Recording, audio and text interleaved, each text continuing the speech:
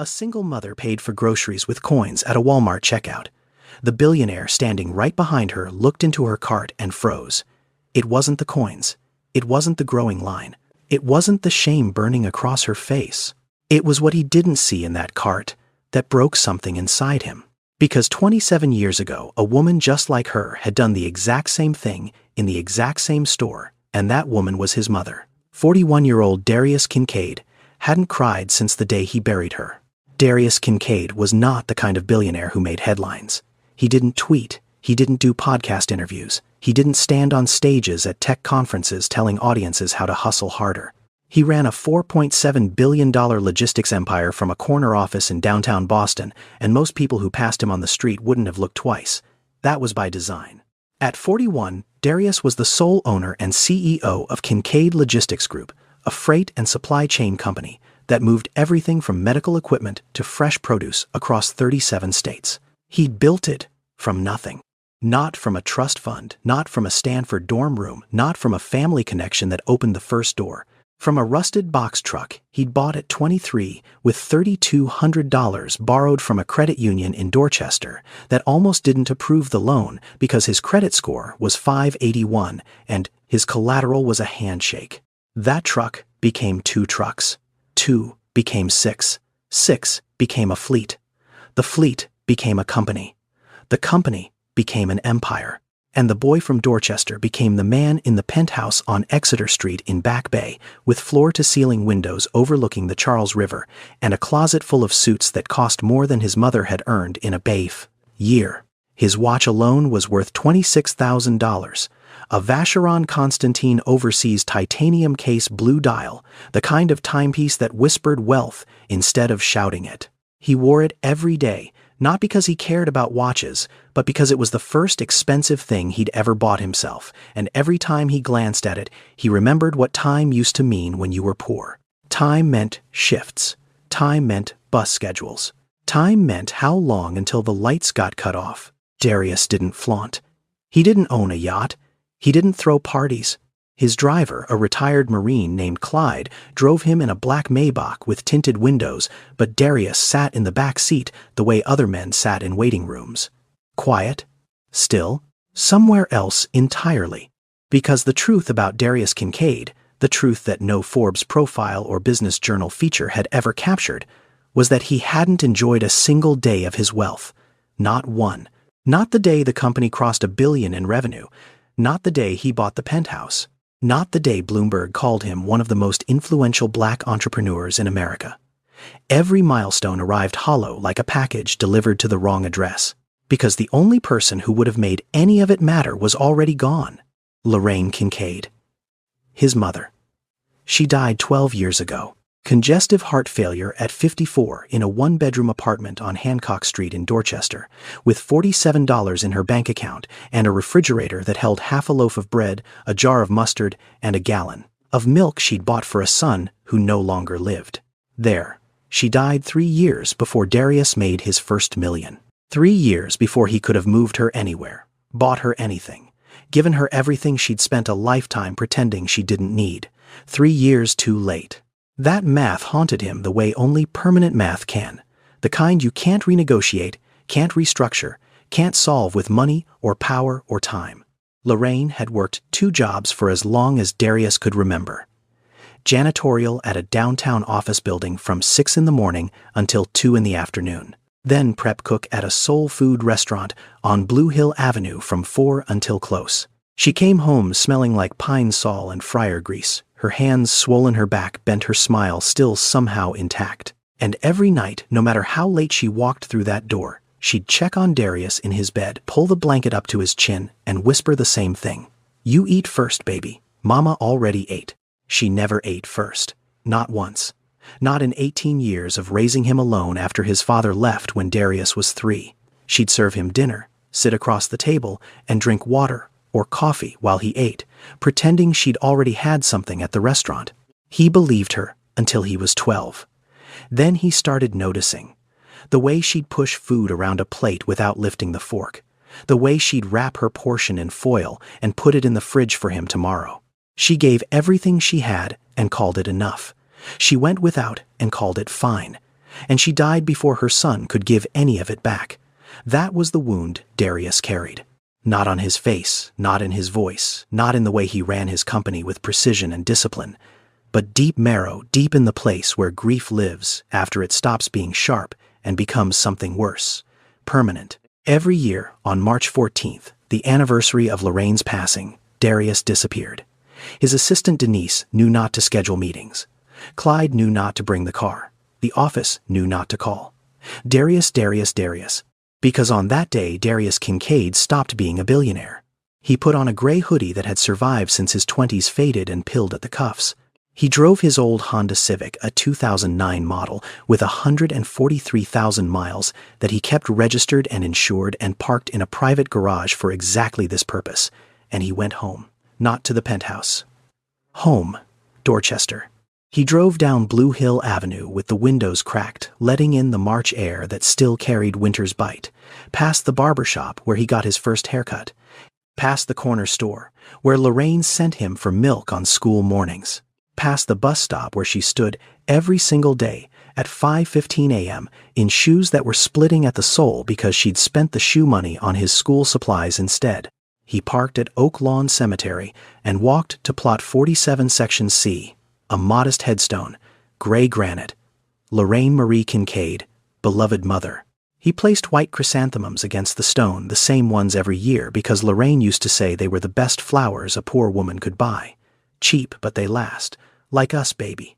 He sat on the cold ground beside her grave and talked, told her about the company, about a new distribution center opening in Memphis, about the charity gala he'd attended where he felt like a fraud, about the emptiness that lived in rooms too expensive for her to have ever walked into. He talked until his voice went thin, and then he sat in silence, until the cold made his knees ache. Then he drove to Walmart. Not any Walmart, the Walmart on Blue Hill Avenue, the one with the scratched linoleum floors and the fluorescent lights that buzzed at a frequency only people who'd spent too much time under them could hear. The one where Lorraine shopped every Thursday evening after her second shift. The one where Darius as a boy had walked the aisles beside her, watching her do math in her head at every shelf, calculating, subtracting, choosing between what he needed and what she could afford, which were never the same list. Every year, Darius walked through this store. He didn't buy anything. He just walked. Past the cereal aisle where Lorraine always picked the yellow box of Cheerios because it was the cheapest per ounce. Past the produce section where she'd squeeze avocados she'd never buy and say maybe next week. Past the school supplies aisle, where she'd let him pick one thing, just one, and he'd hold a box of crayons like it was treasure.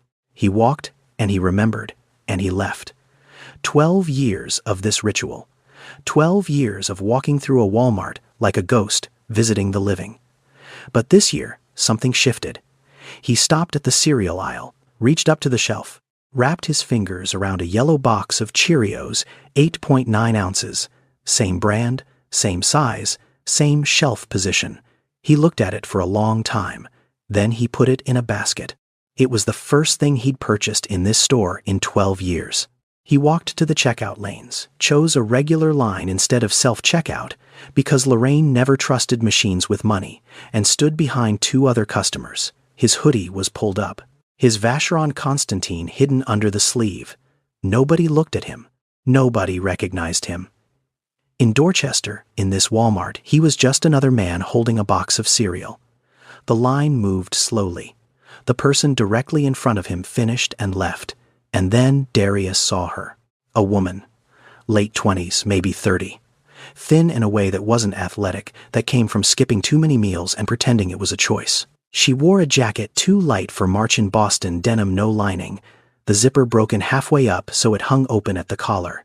Her jeans were torn at the left knee. Not fashion. Wear. Her hair was pulled back in a tight ponytail, clean but dry, the kind of hair that hadn't seen conditioner in months. Her fingernails were trimmed, short-filed even, but 3 of them were cracked down the middle. She'd given up on vanity, but not on dignity. Darius recognized that difference instantly because his mother had lived inside it every day of her life. A boy stood beside her, maybe 7. Quiet still, his small hand gripping the fabric of her jacket near the hip like an anchor. He didn't fidget. He didn't ask for candy. He didn't look around. He watched his mother with the steady, serious eyes of a child who had learned too early that the world required paying attention. In the cart's fold-down seat, a smaller child slept. A girl, maybe forehead, tilted against the plastic frame, a thumb hovering near her mouth, wearing a pink coat that was slightly too big, the sleeves rolled twice at the wrist. The woman unloaded her items onto the conveyor belt with careful, deliberate movements. Each item placed precisely, not tossed, not rushed. She was counting. Darius could see it in her lips. Micro-movements numbers running behind her eyes like a ticker. A woman who knew exactly how much she had and was making sure she didn't cross the line.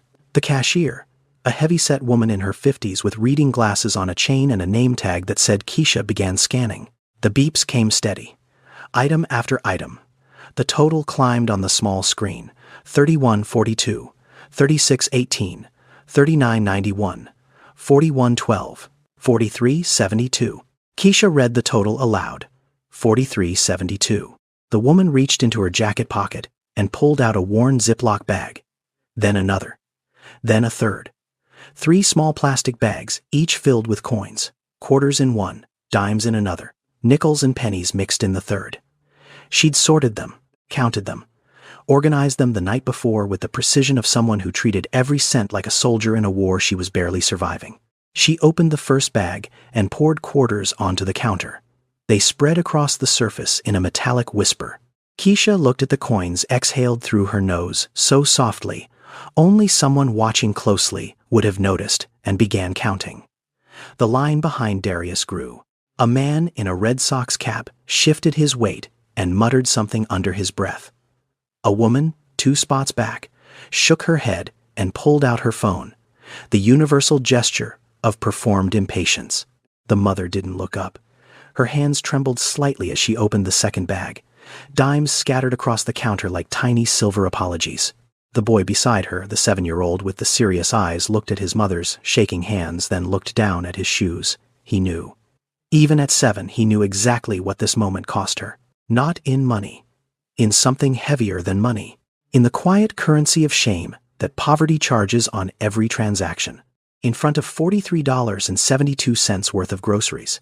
In front of a growing line of strangers. In front of her children. This woman was paying for survival with pennies, and every coin that hit the counter sounded like an apology she shouldn't have had to make. Darius stood 2 spots back, his box of Cheerios in one hand, and watched. He wasn't impatient. He wasn't checking his phone. He was looking at the conveyor belt where her items sat waiting to be bagged. And for the first time, he actually saw what was there.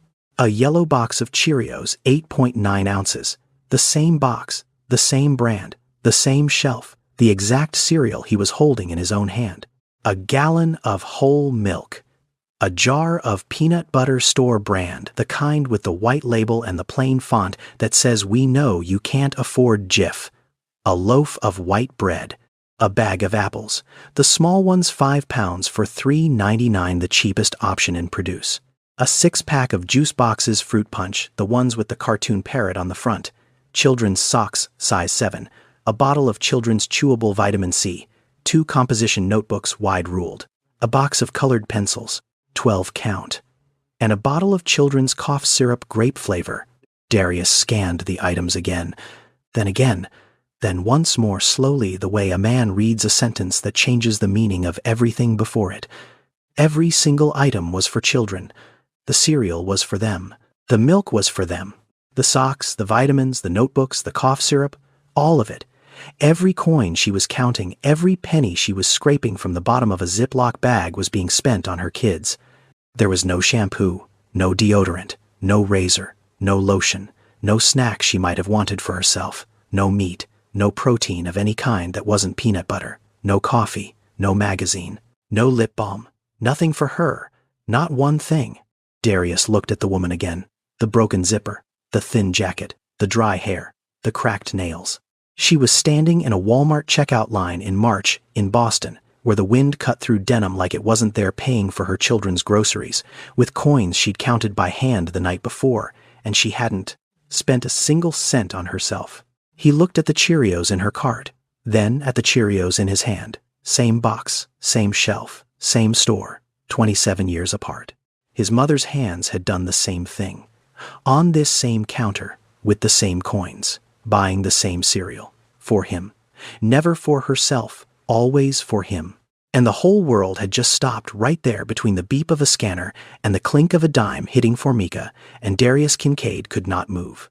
He couldn't step forward, couldn't step back, couldn't breathe without something inside his chest threatening to come apart at the seams, something he'd spent 12 years welding shut with work and wealth and distance. Because this wasn't a stranger buying groceries. This was his mother. Standing right there, alive in a different woman's body, repeating the same sacrifice he'd been too young to stop and too late to repay. And the yellow box of Cheerios in his hand felt heavier than anything he'd ever held. Heavier than contracts, heavier than loss, heavier than the granite headstone he'd knelt beside an hour ago. The memory hit him like a fist to the sternum, not gradually, not in soft focus like they show in movies. It came all at once, whole and sharp and merciless, dragging him 27 years backward through time, while his body stayed rooted to the linoleum floor of a Walmart checkout line. He was 14, same store, same aisle, same fluorescent hum overhead. But the woman standing at the register wasn't a stranger. She was everything. Lorraine Kincaid was 36 years old and looked 50. Not because she was aging badly, because exhaustion had a way of carving time into a woman's face faster than any calendar could. She worked 2 jobs, janitorial at the Prudential Tower downtown 6 a.m. to 2 p.m., scrubbing toilets and mopping floors in an office building where men in suits walked past her like she was furniture. Then, prep cook at Gigi's Soul Kitchen on Blue Hill Avenue 4 p.m. to close, peeling potatoes and chopping onions until her fingertips cracked and bled into the cutting board. She came home every night, smelling like bleach and cooking grease, her hands swollen, her lower back bent in a way that never fully straightened anymore. But she smiled, always. Like the pain was a secret she'd agreed to keep from the world as long as the world kept her son safe. Darius's father had walked out when Darius was 3. No note, no forwarding address, no child support. Just a man who decided that the weight of a family was heavier than the door he walked through. Lorraine never spoke about him. Not with anger, not with sadness, not with anything at all. She simply closed that chapter and carried the rest of the book on her own back. That Thursday evening in Walmart, Lorraine placed her items on the conveyor belt with the same careful precision Darius had just watched the woman in front of him use. Every item deliberate, every choice calculated. Cheerios, yellow box, 8.9 ounces. Whole milk, 1 gallon. Peanut butter store brand. White bread, a bag of small apples, the bruised ones on clearance because they were $1 cheaper. Children's socks, size 5. A bottle of children's cold medicine, because 14-year-old Darius had been coughing for 3 days and she'd been cutting her own doses of NyQuil in half to stretch it for him. Every item for him. Nothing for her. Not a bottle of lotion for the hands that cracked every winter. Not a box of tea for the headaches she never admitted she had. Not a single thing that existed solely because Lorraine Kincaid was a person who deserved things too.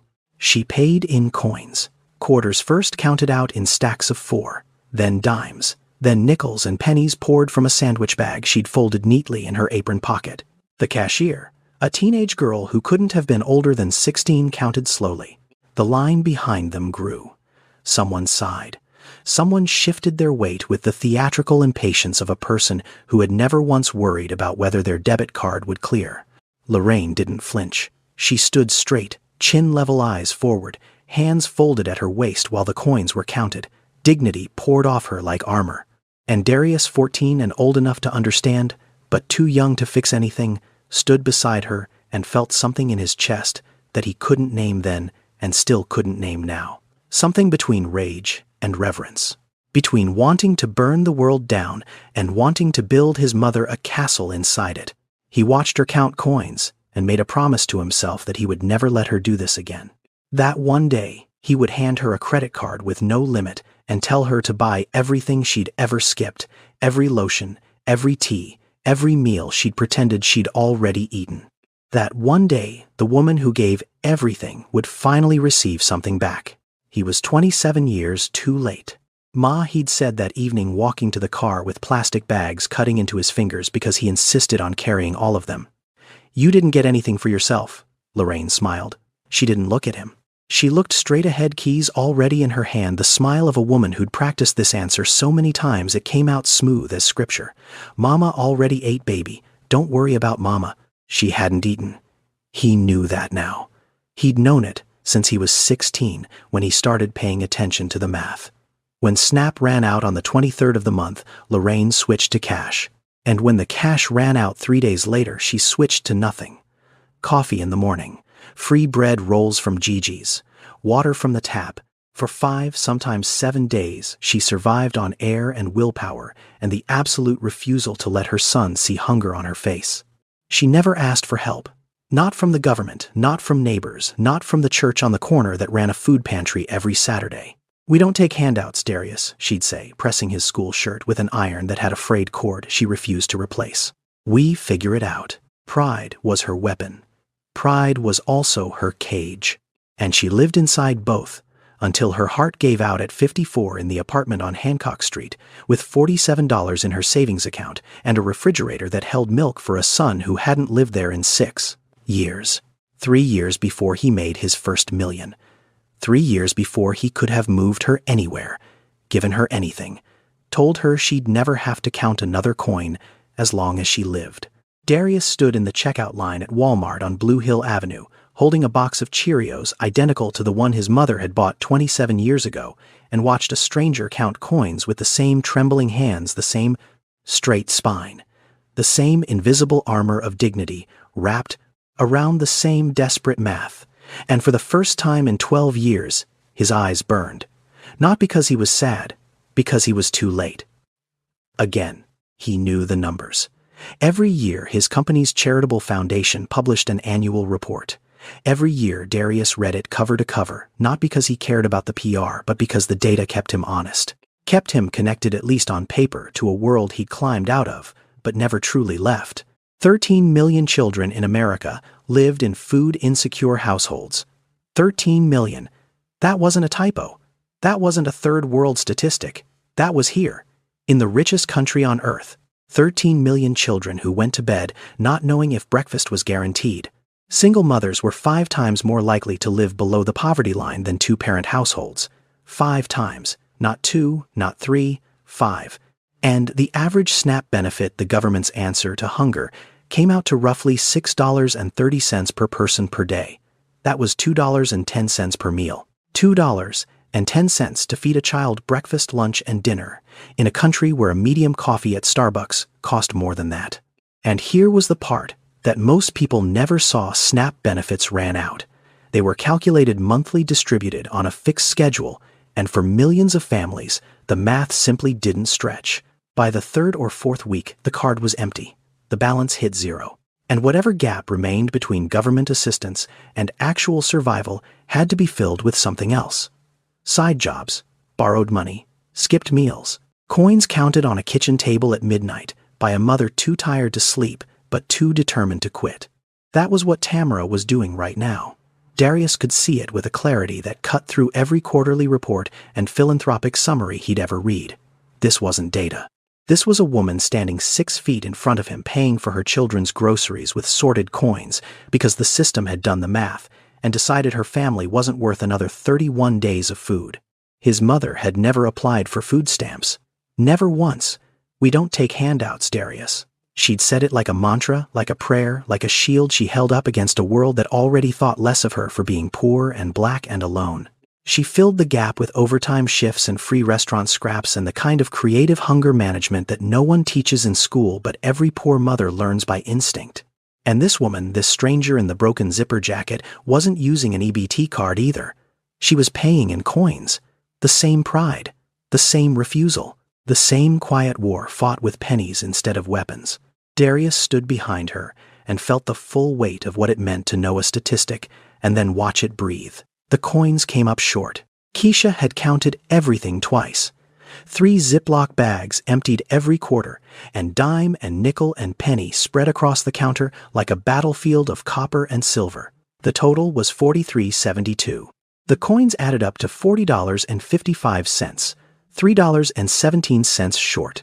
Tamara stared at the total on the screen, then at the items still sitting on the conveyor belt. Her face didn't crumble, it tightened. The muscles around her jaw pulled inward, the kind of tension that comes from years of practicing composure in front of your children, the kind of mask that only a mother could hold in place while her stomach dropped through the floor. Her eyes moved across the belt. Cheerios, milk, peanut butter, bread, apples, juice, socks, vitamins, notebooks, colored pencils, cough syrup. She reached for the colored pencils, a 12-count box, $2.47. If she put those back, she'd still be short but closer. Her hand hovered over them the way you hover over something that belongs to your child, knowing that pulling it away is a wound you'll carry longer than they will. A small voice broke the silence. Not loud, barely above a whisper. "It's okay, Mama. I don't need those." Micah, 7 years old. Standing beside his mother with his hand still gripping the hem of her jacket, his serious brown eyes looking up at her with an understanding that no 7-year-old should possess. He'd seen the math on the screen. He'd watched his mother reach for the pencils, and he'd done the calculation himself, not in numbers, but in the only currency a child understands: his mother's face, her jaw, her eyes, the way her breathing changed when things got tight. He didn't need the pencils. He needed her to stop looking like that. Darius heard the boy's voice, and something inside his chest folded in half. Not cracked, not broke, folded. Like a piece of paper that had been holding its shape for 12 years and finally couldn't anymore. He didn't think. He didn't calculate. He didn't run the decision through the filter of logic or consequence or self-protection that governed every other choice in his $4.7 billion life. He stepped forward. He placed his box of Cheerios on the conveyor belt right next to hers and looked at Keisha. "Ring it all together. I've got it." Tamara turned around. Not fast, not startled, slow. The way a woman who's been surprised too many times by bad news turns to face whatever's coming next. She looked at Darius. Gray hoodie. No watch visible. No wallet flash. Just a man with tired eyes holding nothing but a box of yellow cereal. Her expression wasn't grateful. It wasn't angry. It was guarded, layered, the face of someone who'd learned that kindness from strangers almost always came with a price. "Sir, I don't need charity." The words came out steady, practiced. She'd said them before, probably to social workers, probably to concerned neighbors, probably to herself every morning when she looked in the mirror and decided that today, like every other day, she would handle it alone. Darius looked at her. He didn't smile. He didn't reassure. He just said quiet enough that only she and Keisha could hear. "It's not charity. My mama used to buy the same Cheerios from this same store. I figured the least I could do is finish what she started." Tamara blinked. The sentence didn't make sense to her, he could see that. But something in his voice did. Something behind the words that wasn't pity, wasn't performance, wasn't the hollow generosity of a man trying to feel good about himself. It was pain. Raw, lived-in, familiar pain. The kind that one person recognizes in another, the way veterans recognize each other across a crowded room. She didn't say anything else. She watched him pull out a debit card, plain navy blue, no platinum edges, no raised numbers. Nothing that whispered wealth. He swiped it. The screen flashed approved, $47.19. Keisha bagged the groceries without comment, her eyes moving between Darius and Tamara with the quiet awareness of someone who'd been behind that register long enough to know that some moments didn't need narration. "Thank you." Tamara's voice was small, fractured at the edges like glass held together by surface tension alone. She picked up the bags. Micah grabbed the one with the cereal and the pencils, clutching it against his chest like he'd been given a gift and was afraid someone might take it back. Darius nodded. He didn't offer his name, didn't ask for hers, didn't reach for a business card or a phone number or any of the gestures that would have turned this moment into something transactional. He just stepped aside and let them walk past. He should have left. The ritual was over. The Walmart visit, the cemetery, the Cheerios, all of it complete. The logical, disciplined part of his brain, the part that had built an empire by knowing when to walk away, told him to go home. Back to the penthouse. Back to the silence. Back to the calendar that would fill tomorrow with meetings about freight contracts and distribution routes and quarterly earnings projections. But his feet didn't move. Because he was watching Tamara walk toward the exit, Micah holding her hand on one side, Zuri still asleep in the cart on the other. And just before she pushed through the automatic doors, Tamara stopped, She knelt down beside Micah, leaned close to his ear, and whispered something. Darius couldn't hear the words. He was too far away. But he knew them. He knew them the way you know the lyrics to a song your mother sang every night of your childhood. He knew them the way you know the shape of a wound you've carried so long it's become part of your skeleton. He followed them to the parking lot. Not close, not obvious. 3 rows of cars between them, enough distance to be invisible, close enough to hear if the wind cooperated. Tamara opened the rear door of a Honda Civic 2003 faded silver. A dent in the passenger side door, one tail light held in place with red tape. She lifted Zuri gently from the cart and placed her in a car seat that had seen better years. The buckle clicked. Zuri didn't stir. Micah climbed into the back seat and buckled himself in. He looked at the Walmart bags on the seat beside him, then looked at his mother standing outside the door. "Mama, can we eat the crackers now? I'm hungry." Tamara reached into the bag, pulled out a sleeve of saltine crackers, handed them through the open door. Micah took them, tore the plastic bit into one. Crumbs fell on his jacket. He chewed for a moment, then held the sleeve toward her. "You want some?" And Tamara Osei, 29 years old, standing in a Walmart parking lot on Blue Hill Avenue, in a jacket that couldn't keep out March, looked at her son with a smile that had been passed down through generations of women who loved harder than they lived, and said the 5 words that stopped Darius Kincaid's heart. "Mama already ate, baby. You go ahead." Darius was standing 3 parking spaces away, his hand on the hood of his Honda Civic, the wind carrying her voice across the asphalt like it had been aimed directly at the center of his chest. Mama already ate. The same words, the same cadence, the same lie wrapped in the same love, delivered with the same smile that didn't reach the eyes because the stomach behind it was empty and had been empty since yesterday, maybe the day before, maybe longer. The same performance a million mothers had given in a million parking lots across a million versions of this exact moment, choosing hunger over honesty, because honesty would mean admitting to a 7-year-old that the world had failed them both. Darius put both hands on the hood and lowered his head. The metal was cold under his palms. The parking lot was loud with carts and engines and the distant beep of a truck backing up. But all he could hear was that voice, hers. And underneath it layered, like a ghost track on an old recording, his mother's. "Mama already ate, baby. Don't worry about Mama." 12 years of held-together composure cracked open in a Walmart parking lot at 4:17 in the afternoon on March 14th. He didn't sob. He didn't make a sound. But tears ran down his face, and his hands shook against the hood, and the box of Cheerios he'd set on the roof of his car sat there catching the late afternoon light like a small yellow monument to everything he'd lost and everything he was looking at right now. He watched the silver Honda pull out of the space, watched it turn left toward the exit, watched the brake lights blink red at the stop sign before it merged onto Blue Hill Avenue and disappeared into traffic. He pulled his phone from his hoodie pocket. His hands were still shaking when he dialed. Denise picked up on the second ring. "Mr. Kincaid, I thought today was your... I need you to do something for me." His voice was steady enough to function, but Denise had worked for him for 9 years. She heard the fractures underneath. "What do you need?" "A background check. Not criminal, situational. Employment history, housing status, family structure, medical education, everything. I need it by tomorrow morning." "Who's?" Darius looked at the empty parking space where the Honda had been. He didn't know her name. He didn't know where she lived. He had nothing except a license plate number he'd read while standing 3 spaces away with tears on his face. He gave Denise the plate number. Then he said, "And Denise, this stays between us, of course."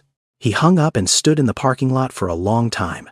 The sun was dropping behind the buildings on Blue Hill Avenue, painting the Walmart facade in the same orange light that used to come through the kitchen window of the apartment on Hancock Street while his mother stood at the stove, reheating whatever was left from Gigi's pretending she'd already had her share. His mother's voice came to him then. Not the lie. The truth. Something she'd said once late at night when she thought he was asleep sitting at the kitchen table with a cup of black coffee and the electric bill open in front of her. The hardest thing about being poor isn't the hunger, baby. It's pretending you're not hungry so your child doesn't worry. Darius Kincaid stood in a parking lot in Dorchester and watched the sky go dark and felt for the first time in 12 years that his mother was trying to tell him something, not from beyond the grave, not in some mystical way, but through the woman who'd just driven away with 2 children and an empty stomach and 3 words that had outlived the woman who first spoke them. Mama already ate. He got in the Honda, sat behind the wheel, didn't start the engine, just sat there watching his breath fog the windshield, thinking about his mother, about the stranger, about the yellow box of cereal sitting on his passenger seat like a bridge between 2 women who'd never met but had lived the exact same life, 27 years apart.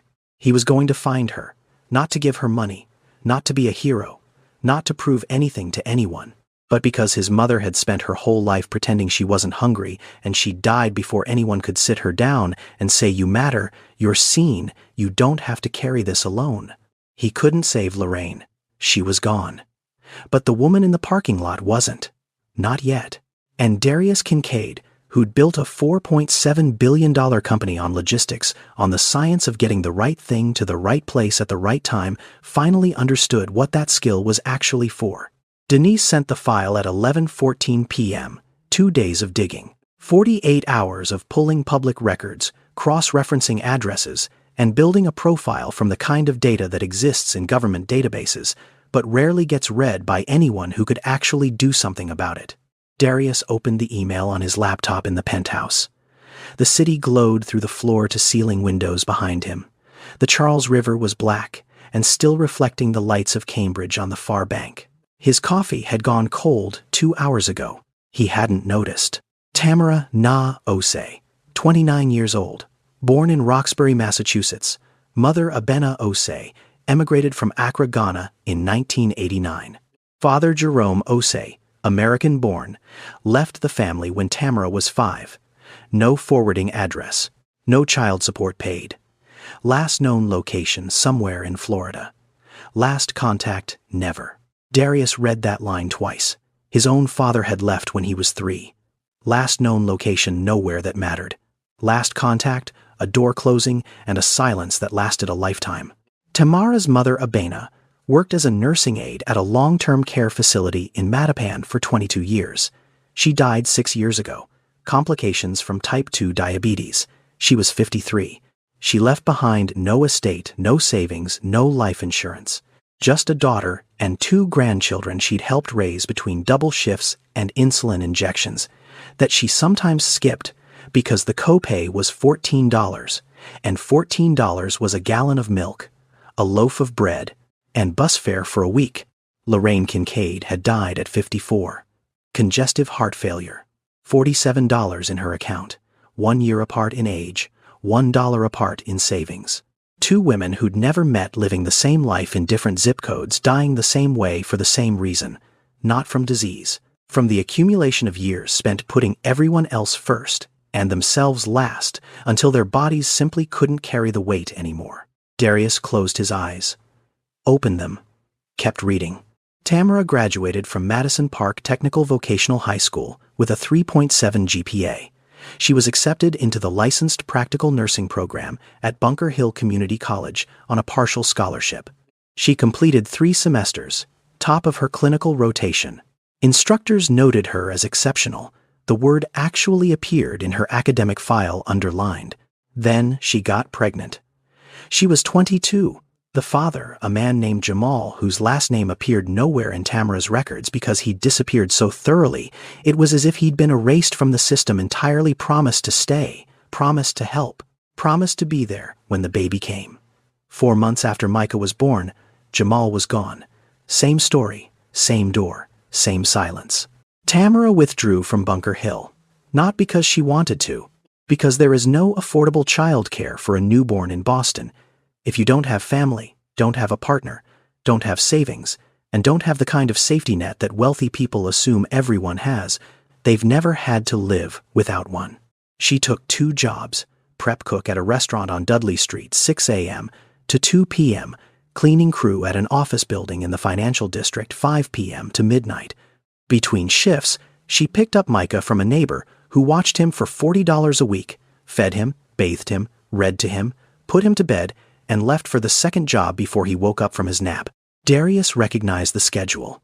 It was his mother's schedule, almost hour for hour, prep cook during the day, cleaning crew at night. The same split shift that left you smelling like two different kinds of exhaustion and sleeping in a chair because you only had 3 hours before the alarm went off and you had to become a different kind of tired. Tamara's current apartment was a studio on Geneva Avenue. 380 square feet, $1,150 a month. That was roughly 70% of her take-home pay. She received SNAP benefits for the children, but not for herself. Zuri attended a state-subsidized daycare. Micah was enrolled in 2nd grade at the Kenny Elementary School, but the after-school program cost $120 a month and Tamara couldn't cover it. So Micah went home at 3:30 every afternoon and sat alone in the apartment until Tamara returned at 6, sometimes 6:30, sometimes later if the bus ran behind schedule. A 7-year-old boy, alone, for 2.5 hours every day. Because his mother couldn't afford the program that would keep him supervised and safe, and the system that was supposed to catch children like Micah had too many children to catch and not enough hands to hold them. Darius closed the laptop. The screen went dark. The penthouse went quiet. He sat in the leather chair that cost more than Tamara's annual rent and stared at the skyline he'd once been so proud of owning a piece of. But he didn't see the skyline. He saw Hancock Street. He saw the apartment with the peeling linoleum and the radiator that clanked all winter. He saw his mother walking through the door at 11 at night, her hands swollen and cracked, opening the refrigerator, finding the last slice of bread and putting it on a plate for him tomorrow. Then closing the door, going to bed empty. Tamara Osei was living his mother's life. The same jobs, the same math, the same lie at the dinner table, and if no one did anything, she would die the same way. Alone at 50-something in a small apartment, with nothing in the bank, and everything she ever had already given away to children who would spend the rest of their lives wishing they'd known sooner. If this story is hitting you, subscribe for more like this. Now, let's continue. The following Thursday, Darius drove the Honda Civic back to the Walmart on Blue Hill Avenue. Same hoodie, same jeans, same deliberate invisibility. He parked in the same lot, walked through the same entrance, and did the one thing a man worth $4.7 billion had never done in his professional life. He gambled. He was betting that Tamara Osei shopped on a schedule, that a woman who counted coins into Ziploc bags and knew the exact price of every item before it hit the conveyor belt was the kind of person who bought groceries on the same day at the same time every week because unpredictability was a luxury she couldn't afford.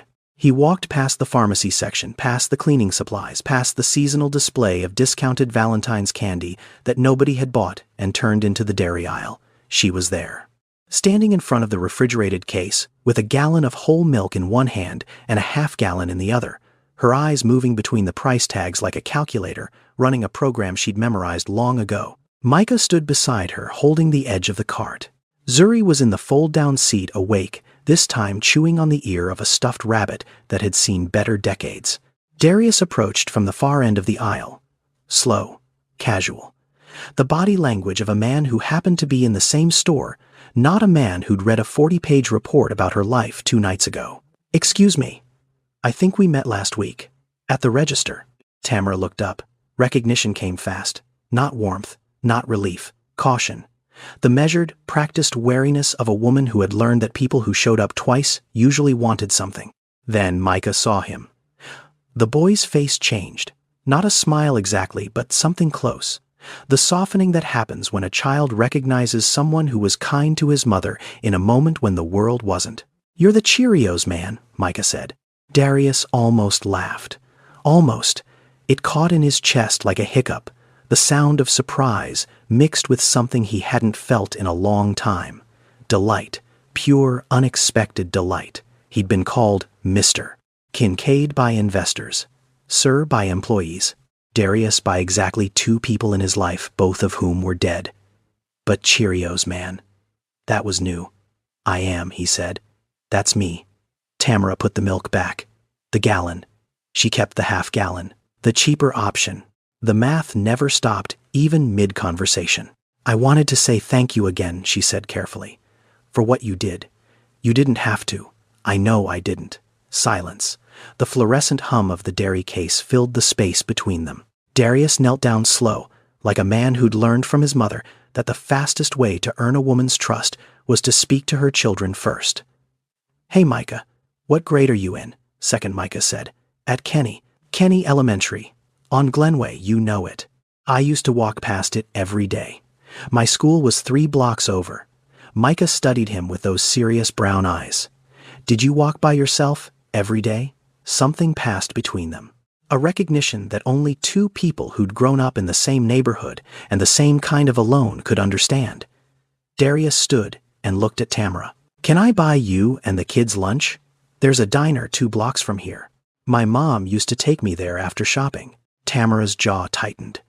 The instinct to refuse was physical, like a wall being built in real time between his offer and her pride. He'd seen the same wall in his mother 1,000 times. The architecture of dignity in a world that offered help like a transaction and expected gratitude like a receipt. "It's just lunch," Darius said quietly. "No agenda, no strings, just pancakes and bad coffee." Micah looked up at his mother. He didn't beg. He didn't plead. He just looked with the hope of a child who'd learned to keep his wants small so they'd fit inside what his mother could carry. Tamara exhaled.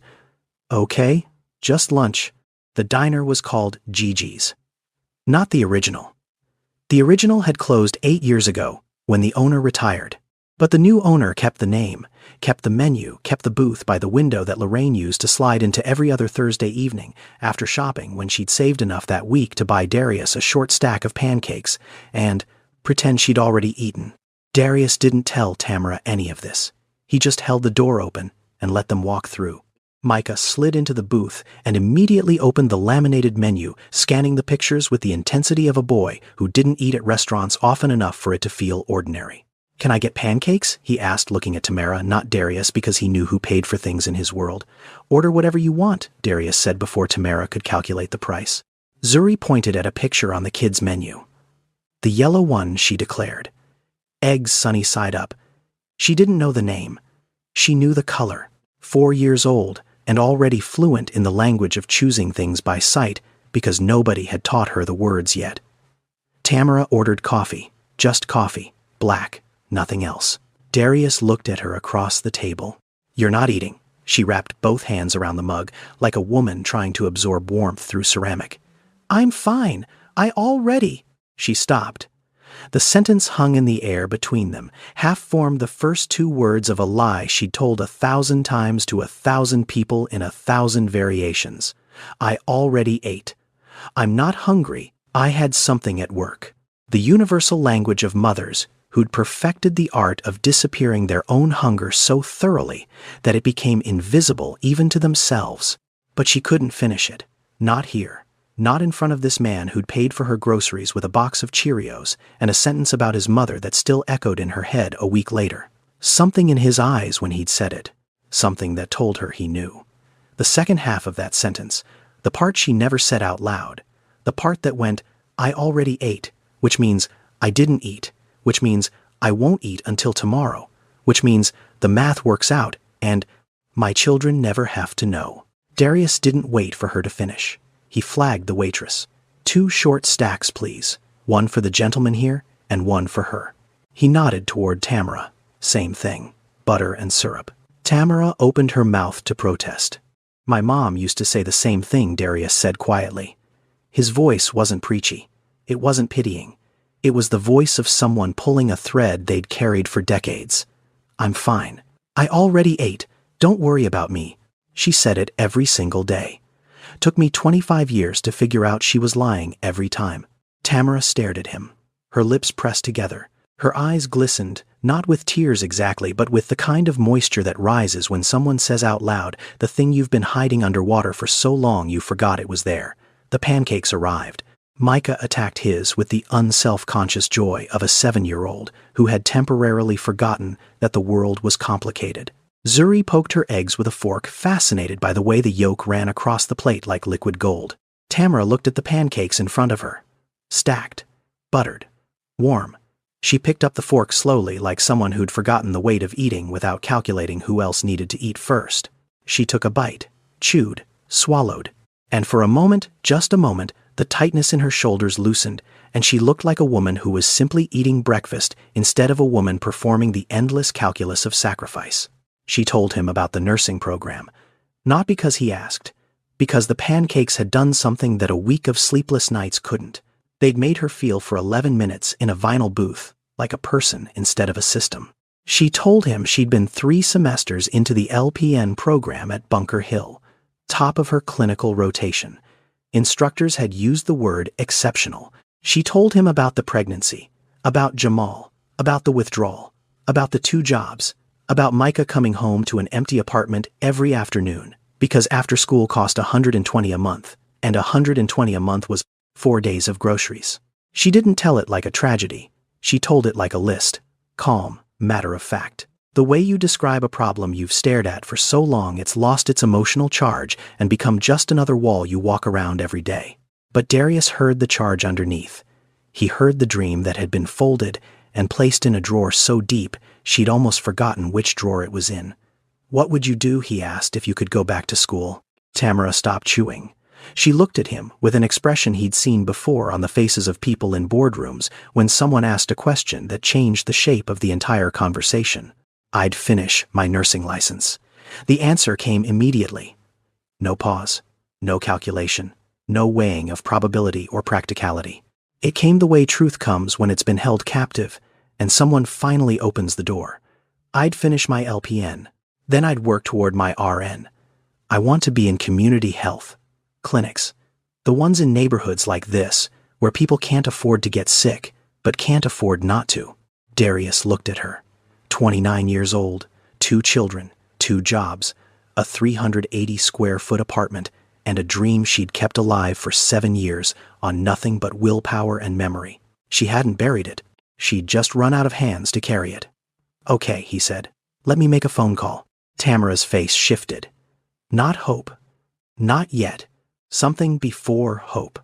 The careful, guarded look of someone who'd been disappointed enough times to know that wanting something was the fastest way to lose it. I don't need a handout, she said. The same words from the checkout line. The same spine. I know, Darius said. That's not what this is. He called Denise from the parking lot while Tamara buckled the kids into the Honda. His voice was calm, controlled the CEO voice that made things happen in rooms he wasn't standing in. I need you to pull the scholarship database at Bunker Hill Community College. There's a program called Second Chance. It's for women returning to education after an interruption. I need to know the eligibility requirements, the application deadline, and whether a 29-year-old single mother with 3 completed semesters and a 3.7 GPA would qualify. Denise was quiet for exactly 1 second. You already know the answer. I need them to know it too. Kincaid Logistics Group had donated $2 million to Bunker Hill 3 years prior, part of a workforce development initiative. Darius had championed specifically because community colleges were the only on-ramp that people like his mother ever had access to. He'd never imagined that the money he'd given to an institution would one day create a path for a specific woman he'd meet in a checkout line. But life, as his mother used to say, has a longer memory than we give it credit for. Denise called back within an hour. The Second Chance Scholarship covered tuition, books, and clinical fees for qualifying candidates. Tamara qualified. She had always qualified. The scholarship had been available the entire time she'd been scrubbing office floors at midnight. She just didn't know it existed because no one in her orbit had ever told her, and the system that was supposed to connect people to resources had too many people and not enough connectors. That was the thing about poverty that data never captured and policy papers always missed. It wasn't just a lack of money, it was a lack of information, an asymmetry that kept the doors locked, not because they were sealed, but because nobody ever told you where the handle was. Darius called Tamara that evening. She picked up on the 4th ring. Her voice wary guarded the voice of a woman who didn't give her number to people lightly and was already regretting that she had. I found something, Darius said. It's not charity. It's a scholarship you already qualified for. Someone just needed to tell you it existed. Silence on the line. Then, what kind of scholarship? Nursing. At Bunker Hill. Full tuition. Books. Everything. It's called Second Chance. It was designed for exactly your situation. More silence. Longer this time. Darius could hear Zuri babbling in the background. The sound of a television turned low. The hum of a radiator that probably worked half the time. "Why are you doing this?" Tamara asked. And for the first time, the question wasn't suspicious. It was genuine. The question of someone standing at the edge of something she'd been staring at from the other side for 7 years. "Because my mother spent her entire life qualifying for things no one ever told her about," Darius said. "And by the time I had the resources to find them for her, she was already gone." He didn't let the silence sit too long. He had more. "Micah, there's a Boys and Girls Club on Bowdoin Street that runs a free after-school program. Homework, help, snacks, supervised activities until 6:30. No cost. He can start Monday." He heard Tamara's breathing change, the quickening of someone whose chest had been compressed for so long that the first full breath felt like pain. "And your housing. You're paying $11.50 a month for 380 square feet. You qualify for a Section 8 voucher. You always have. The waitlist in Boston is long, but there's an expedited track for single parents enrolled in education programs.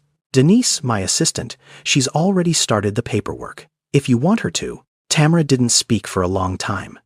When she did, her voice was barely above a whisper, fractured and raw, and holding onto the edge of something that might have been the beginning of belief. "You're telling me these things were there this whole time?" "Yes. And nobody told me. Nobody told my mother either. That's the part that keeps me up at night." What Darius learned in the weeks that followed wasn't just about Tamara. It was about the architecture of poverty itself, the invisible infrastructure that kept millions of people locked in survival mode, while the keys to their own doors hung just out of reach in filing cabinets they didn't know existed. Denise had become his research partner without either of them naming it that. She'd been his assistant for 9 years, managed his calendar, his travel, his professional life with surgical precision. But this was different. This was personal, and Denise knew it because she'd grown up in Mattapan herself, 3 zip codes from Tamara's apartment, and she recognized the terrain. "She's receiving SNAP," Denise told him, during a call that was supposed to be about a shipping contract, but had veered somewhere more important. "But she's not on WIC, Women, Infants, and Children. It's a separate federal program. Covers milk, cereal, eggs, fruits, vegetables, peanut butter, specifically for mothers with children under 5. Zuri qualifies. Tamara qualifies. It would save her $60 to $80 a month on groceries. Why isn't she on it? Because nobody told her. The programs don't talk to each other. SNAP is administered through one office, WIC through another. There's no system that flags a family and says, "Hey, you're eligible for this other thing too." You have to know it exists. Find the office, fill out a separate application, provide separate documentation, and show up during business hours, which for a woman working 2 jobs is essentially impossible. Darius leaned back in his chair. $4.7 billion, and the thing that made him angriest wasn't a business competitor or a failed acquisition. It was a filing cabinet. The housing situation was worse. Tamara was paying $1,150 a month for 380 square feet. She qualified for Section 8, the federal housing choice voucher program that subsidized rent for low-income families. But the waiting list in Boston averaged 27 months. 27 months of paying 70% of your income for a studio apartment, while a bureaucracy processed paperwork at the speed of indifference. "There's an expedited track," Denise said, "for single parents enrolled in approved education or workforce programs. If Tamara starts the nursing program, she moves up the list. Significantly. How significantly? 6 to 9 months instead of 27. Every piece of the puzzle connected to every other piece. The scholarship enabled the education enabled the expedited housing, the housing freed up income, the income stabilized the family, the stability allowed the children to thrive. It was a chain, and every link existed already. Every program was funded, operational, available. The only thing missing was the connector. The person who could see the whole chain at once and say, "Here, this is how the pieces fit." "The system isn't broken," Darius said to Denise that night, standing at his window, watching the lights of Boston flicker like a circuit board designed by someone who'd never lived in the dark. "It's designed to be hard to navigate. And the people who need it most are the ones with the least time to figure it out." Tamara started classes at Bunker Hill Community College on a Tuesday in April. Night sessions 6:30 to 9:45, 3 evenings a week. The Second Chance Scholarship covered tuition, books, and clinical fees. She wore the same jeans she'd worn to Walmart, but she'd ironed them. She carried a backpack Micah had decorated with stickers from the after-school program at the Boys and Girls Club on Bowden Street, where he now went every afternoon until 6:30, instead of sitting alone in the apartment, counting the minutes until his mother came home. Zuri's daycare extended her hours through a supplemental voucher Denise had helped Tamara apply for. It added 90 minutes to the end of the day, which didn't sound like much until you understood that 90 minutes was the difference between making it to class and not. The first week, Tamara sat in the back row of the anatomy lecture hall and didn't speak. She took notes in a spiral notebook she'd bought at the dollar store, writing small and tight to make the pages last. The professor, a woman in her 50s, named Dr. Adais Nwosu, taught with the kind of clarity that made complex systems feel like stories. The nervous system was a highway. The circulatory system was a river delta. The skeletal system was architecture. Tamara understood architecture. She'd been building and rebuilding her own life structure for 7 years with materials that kept breaking. By the second week, she raised her hand in class for the first time. By the third week, she answered a question the rest of the room couldn't. By the fourth week, Dr. Nwosu pulled her aside after lecture. "You learn like someone who's been waiting for this," the professor said. Tamara looked at her. "I have been. 7 years." Dr. Nwosu nodded the nod of a woman who recognized hunger that had nothing to do with food. "Don't waste it." Darius stayed in the background. He didn't visit the campus. He didn't attend classes. He didn't insert himself into the daily rhythm of a life that wasn't his. He called Tamara every 2 weeks, short calls 10 minutes, 12 at the most. "How are the kids? How's the program? Do you need anything?" The answer to the last question was always no, and Darius respected that because he knew it meant she was building something she could stand on by herself, and the worst thing he could do was make her dependent on someone else's floor. Sometimes, a package arrived at her apartment from Amazon. A used copy of Tabor's Cyclopedic Medical Dictionary, a set of colored highlighters, a pocket-sized anatomy flashcard set, no note, no return name, just a shipping label from a warehouse in Kentucky. Tamara knew who it was. She didn't mention it. Neither did he. The building on Geneva Avenue began to change around her. Not physically. The walls were still thin. The radiator still clanked. The hallway still smelled like cooking oil and carpet cleaner. But the ecosystem shifted. Jewel Patterson lived in apartment 312, one floor above Tamara. 68 years old, retired from the Boston public school system after 31 years as a cafeteria worker with knees that ached when it rained, and a television that stayed on all day because the silence bothered her more than the noise. She'd watched Tamara come and go for 2 years. Watched her rush down the hallway with Zuri on one hip and a bag over the other shoulder. Watched her come home at midnight, fumbling with keys, her back bent like a woman twice her age. One Tuesday evening, as Tamara was strapping Zuri into the car seat and trying to calculate whether she had enough gas to get to campus and back, Jewel appeared in the doorway of the building. "Give me the baby," she said. Not a question, an instruction. The kind of sentence that comes from a woman who raised 4 children of her own and had no patience for logistics that could be solved by a willing pair of arms. Tamara froze. "Miss Jewel, I can't ask you to." "You didn't ask. I'm telling. Give me the child. Go to school. She'll be asleep in 20 minutes, and I'll be watching my shows. Bring her up when you get home." Tamara's eyes filled. She didn't argue.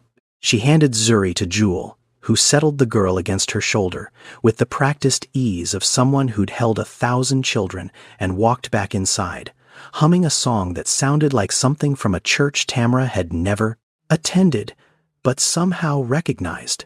From that night on, Jewel watched Zuri every Tuesday, Wednesday, and Thursday. She never asked for money. Tamara tried once, and Jewel looked at her the way Odette Thibodeau would have looked at someone trying to pay for kindness. "Child, I spent 30 years feeding other people's children for $8.40 an hour. This one I feed for free."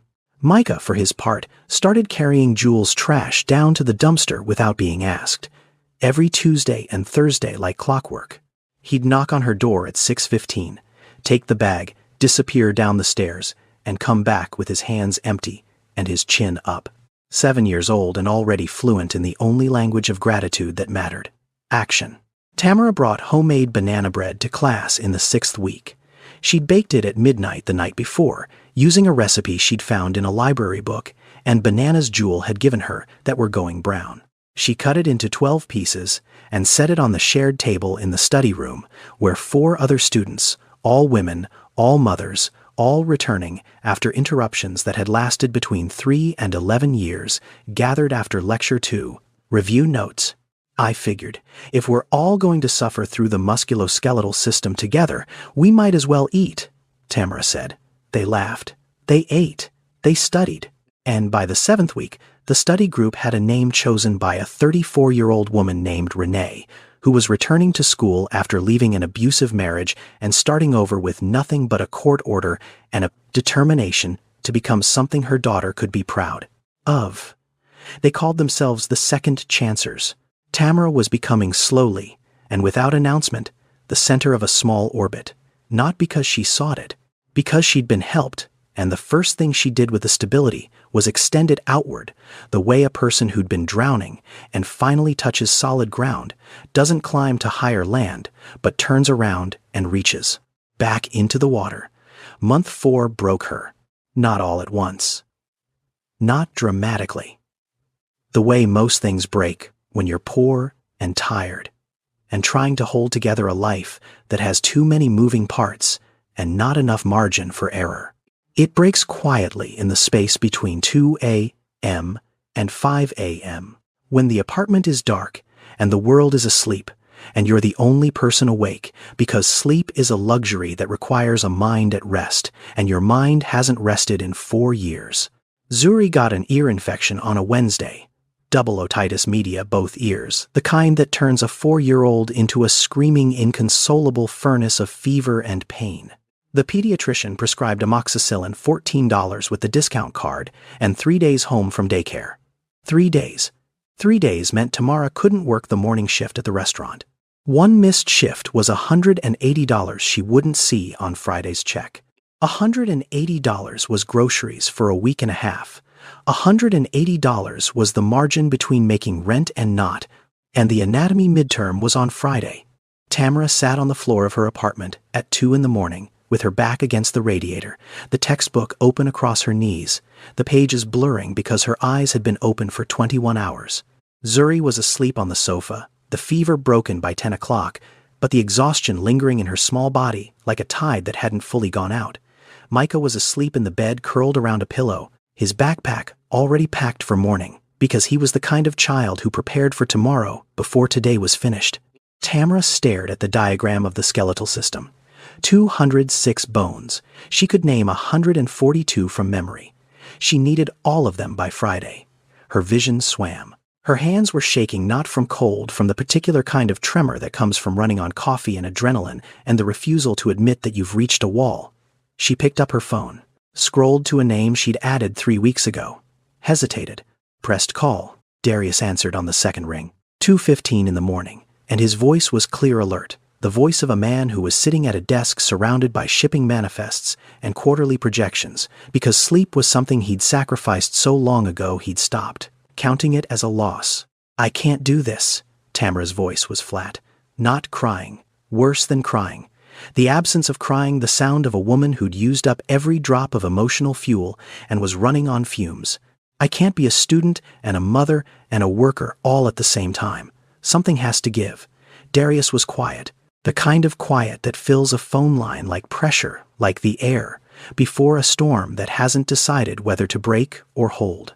"My mother worked 2 jobs, he said finally. His voice was low, careful, the voice of someone choosing every word like it cost something. "Raised me alone. Never once sat in a classroom after high school. Did you know what she wanted to be? No? A teacher. 4th grade. She used to tell me when I was little. Said she wanted to teach kids how to read, because reading was the only door that stayed open, no matter how many people tried to close it. She had the application for Roxbury Community College in her dresser drawer for 6 years. She never filled it out. She never had time. She was too busy making sure I had time." Silence. "She ran out of time, Tamara. 54 years old, heart failure in a 1-bedroom apartment. She never sat in a classroom.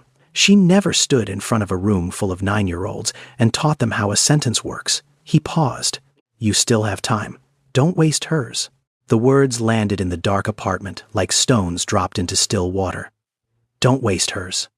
Not don't waste yours. Hers. The accumulated hours of every mother who'd worked 2 jobs and skipped meals and counted coins and said Mama already ate so her child could have one more chance at something she never got. Tamara didn't respond. She set the phone on the floor beside her, pressed both palms flat against the textbook.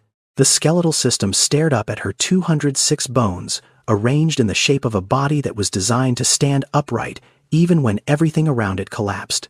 She wiped her eyes with the back of her hand, turned to the section on the axial skeleton, and read. She studied until 5 in the morning. 3 hours of silence broken only by the turning of pages and the click of the radiator and the soft breathing of 2 children who would never know that their mother almost quit at 2:15 a.m.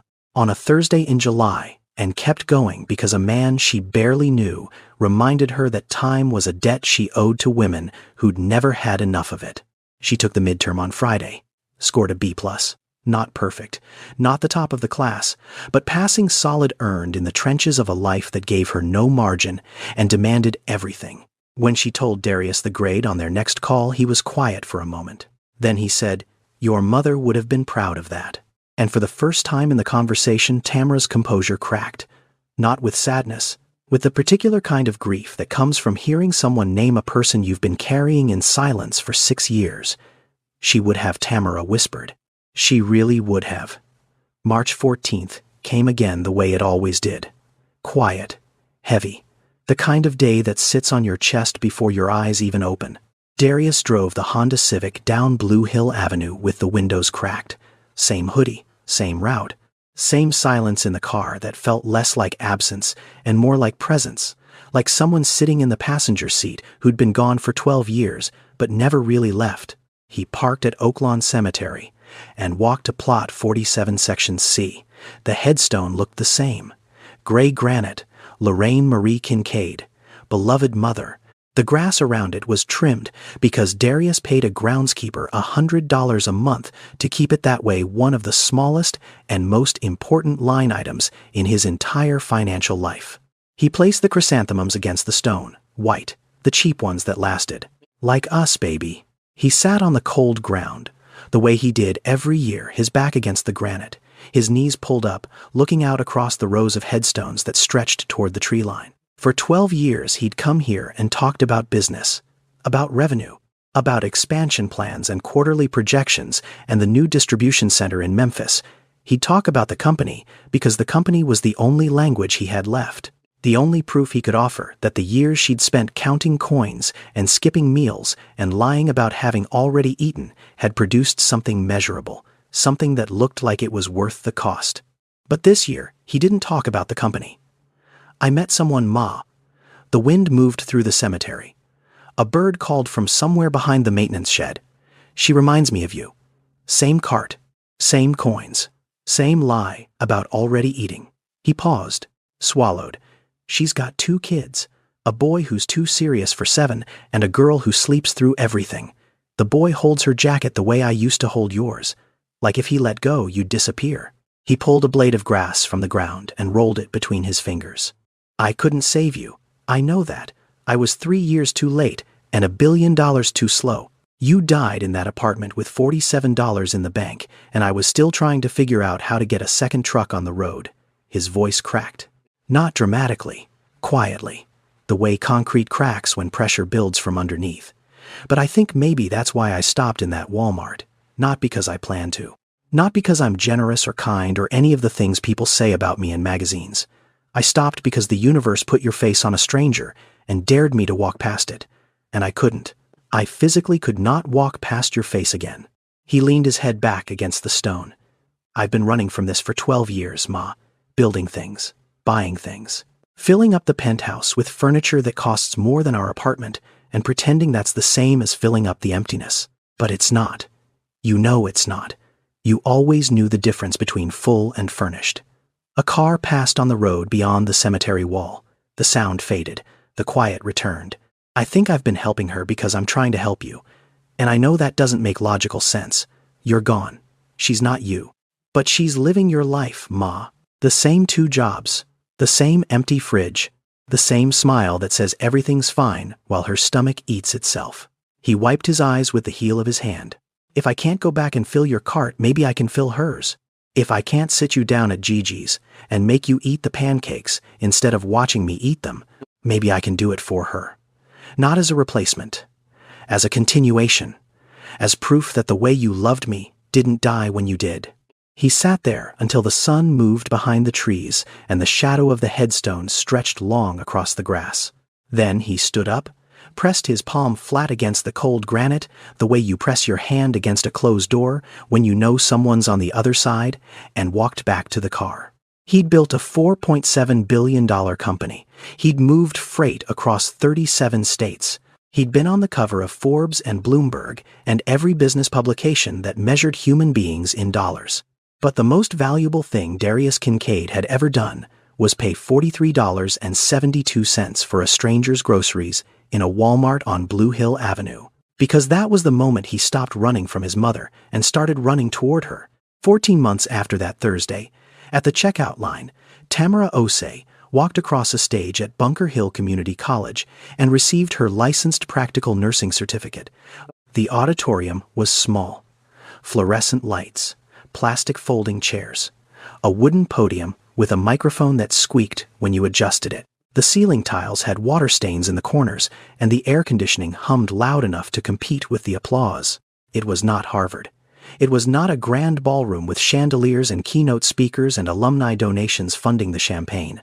But for Tamara standing on that stage in a blue gown she'd ironed at 5 that morning, it was the most important room she'd ever walked into. Micah sat in the front row.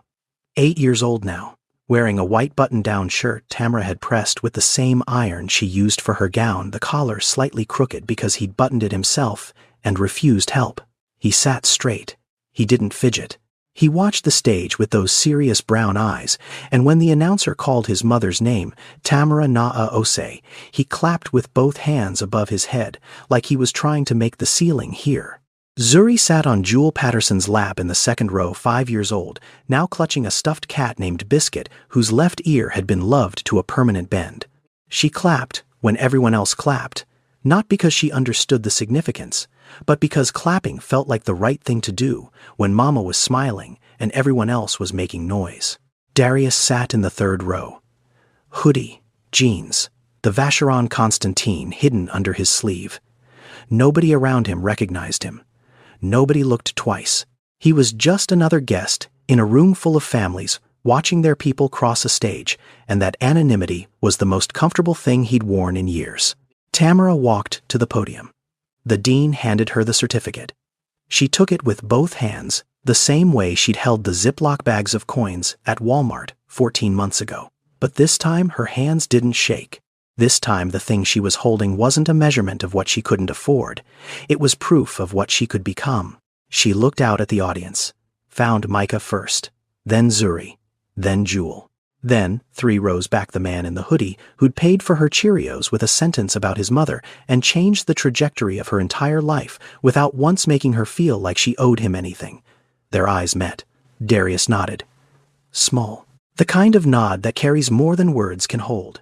After the ceremony, the hallway was crowded with families taking photos, graduates hugging children running between legs.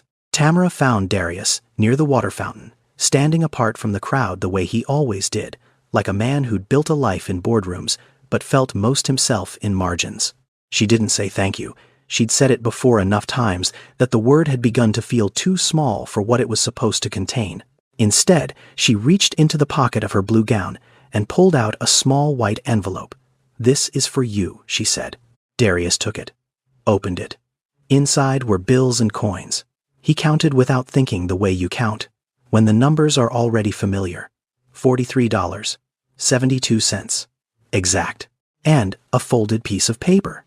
Notebook paper, the kind from a composition book. He unfolded it. Tamara's handwriting small and neat. For the next mama who says she already ate. Darius looked at the money. Looked at the note, looked at Tamara. His throat locked, his eyes burned. The man who ran a $4.7 billion empire and negotiated contracts with Fortune 500 companies and never not once lost his composure in a business meeting, stood in a community college hallway holding $43.72 and could not speak. Micah appeared from somewhere in the crowd, weaving between adults with the precision of a child who'd learned to navigate tight spaces. He tugged on the hem of Darius's hoodie. "Mr. Darius, Mama says you're coming to dinner, right? She made jollof rice, and she said you have to eat because she knows you skip meals too." Darius looked down at the boy. 8 years old, serious brown eyes, the white shirt slightly crooked. The same boy who'd told his mother he didn't need colored pencils because he understood the math of being loved by someone who couldn't afford to love herself at the same time. Darius laughed. Not the polished boardroom chuckle he used at galas and investor dinners. A real laugh. The kind that breaks loose from a place inside you that hasn't been open in so long you forgot the door existed. The kind of laugh his mother used to pull out of him on Thursday evenings at Gigi's when she'd steal a bite of his pancakes and pretend she hadn't. "Your mama's right," Darius said, his voice thick. "I do skip meals." Tamara was standing at the end of the hallway, Zuri on her hip, Biscuit the cat dangling from Zuri's fist. She watched Darius and Micah walking toward her, the billionaire in the hoodie and the 8-year-old with the crooked collar, and she smiled. "You eat first," this time she called out. "I already ate." And there it was. The same 5 words. Mama already ate. But for the first time, they weren't a lie. They weren't a sacrifice wrapped in a smile designed to protect a child from the weight of what was missing. They were a joke. A real, warm-earned joke between 2 people who knew exactly what those words had cost every woman who'd ever said them and meant the opposite. Darius smiled back, and something in his chest, something that had been frozen since a 1-bedroom apartment on Hancock Street and $47 in a bank account and a woman who gave everything and called it enough, that something finally after 12 years thawed. Darius Kincaid didn't save Tamara Osei. He opened a door she was already strong enough to walk through. The $43.72 wasn't the gift. The gift was being seen, truly seen, by someone who recognized the sacrifice because he'd watched it consume the person he loved most. Sometimes the richest thing you can give someone isn't money. It's not a scholarship or a housing voucher or a seat in a classroom. It's the sentence, "I see what you're doing. It matters. You matter. And you don't have to carry this alone." This story is fictional, but the systems it describes are real. Food insecurity affects 1 in 8 households in America. The national nursing shortage exceeds 200,000 unfilled positions. Section 8. Housing waitlists average 27 months in major cities. Second chance scholarships exist at most community colleges across the country and go unclaimed every year because the people who qualify don't know they exist. Every one of these programs can be found with a single search. Every one of them has the power to change a life if the right person finds them at the right time. I wrote this because I believe the most dangerous lie in poverty isn't "I can't afford it." It's "Mama already ate." It's the lie parents tell so their children never have to feel the weight of what's missing. It's the lie that keeps families functioning while the person holding them together slowly disappears. If you know a parent like that, someone who counts coins, who skips meals, who buys everything for their kids and nothing for themselves, don't look away. Don't walk past. See them. That's where everything starts. Thank you for watching. Subscribe if this story meant something to you. Share it with someone who needs to hear it. See you in the next one.